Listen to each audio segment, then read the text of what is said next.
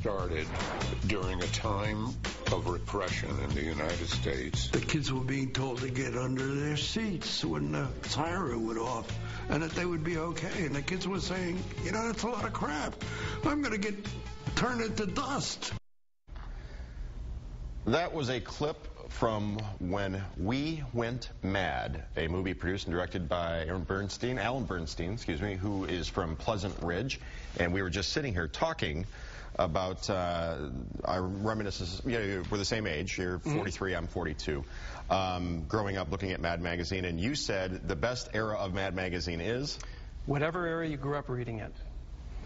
I grew up in the 70s, late 70s, early 80s, and so for that's the time that I think Mad was at its best. And we were just talking about some of the famous artists, Dave Berg, Al Jaffe, Sergio Aragonés, Spy vs. Spy, The Lighter Side of. I mean, it goes on, and it triggers all those memories from when you were a kid. That's the best thing about it is you grew up reading it, or your friends grew up reading it. And you grow up, you move on to other things, but something triggers it, something comes on television, and you go, wait a minute, I remember that. That was a terrific moment in my life, and it was a lot of fun. I'm thumbing through, while you're talking, I'm thumbing through Totally Mad, a coffee table book. Chad, you're looming over my shoulder, I can see. What is the appeal of sort of the, finger in the nose, thumbing the nose at the establishment satire of Mad Magazine?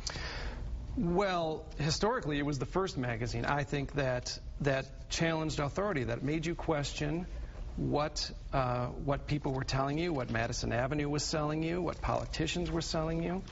And it was aimed at a younger market. And this was something new for them. And nothing beats questioning authority.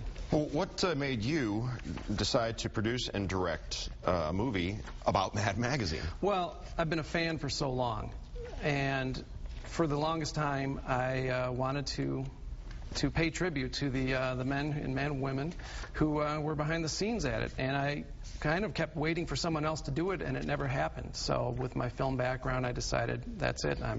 It's time to do it. Who did you interview? Because some of the particulars, some of the main players are no longer with us. So who did you talk to? Well, I've got 20 interviews so far, and it ranges from the writers to the artists to the editors. And some of the more well-known ones are Al Jaffe, who did the fold-ins, Sergio Aragonés, who's known for the small cartoons and the margins, Jack Davis, who has been an illustrator, one of the most famous illustrators for a long time. Mort Drucker, who's just a tremendous caricaturist, who did all the movie and TV satires, along with Angelo Torres. And some of the writers, Larry Siegel and Arnie Kogan, who went on to find success, Emmy-winning for the Carol Burnett Show. So, yeah, I've gotten quite a few interviews, and it's been great to meet these people. Okay, and where can we see the movie? The movie is in production. We are currently on a Kickstarter fundraising campaign. Kickstarter is the coolest thing. It's amazing. It's a great story, because if you don't know about Kickstarter.com, you go there, you're able to look at something like When We Went Mad, a movie in production that's in need of money, and you can throw $20 at it. You could throw $1 at it. You could throw $1 at it. I prefer more. Yeah. But that's how it works. And at a certain threshold, it kicks in where it's going to be funded. Otherwise, basically, you have to get kind of a crowd behind you, and once that happens, you're on your way. Exactly. But if I don't meet that goal, I get none of it. It's an all-or-nothing affair. And everybody gets their money back. So it's not like you threw good money at something, and then, they couldn't catch fire, and so I'm out my $20. I'm out my $20. Yeah, that's not the case. So we're kind of ambitious in what we're looking for. But what do you need? I'm asking for $50,000. All right, and to give you a comparative, the newest Lindsay Lohan movie got financed at $250,000, but she had a named director behind her. So there you go. Well, how far are you to $50,000? We are currently at about 6,500 or so. Okay. So it's a 30-day affair. We're about 6 days into it. So we're a little behind, but we're hoping we can get caught up on this. Help Alan make this movie. This movie needs to be made. Tell us about some of the examples you brought here today. Oh, just a little bit from the altar of Mad I have at the house. It's just some of the old books, the Alfred statue, and then a couple issues, both current. I think this is the most current issue, and then I think the first issue that I bought when I was a kid, and that's the one that grabbed me. All right. We'll put a link on our website, myfoxdetroit.com, to your efforts, either to your website or to Kickstarter.com, so to help you out there, Alan.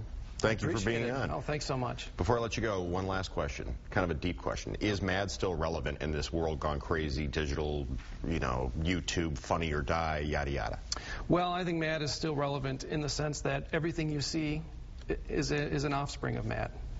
And that's its legacy. It's still around, yeah. but I think you really see its relevance in everything else around it. Good luck with the movie. Thanks again.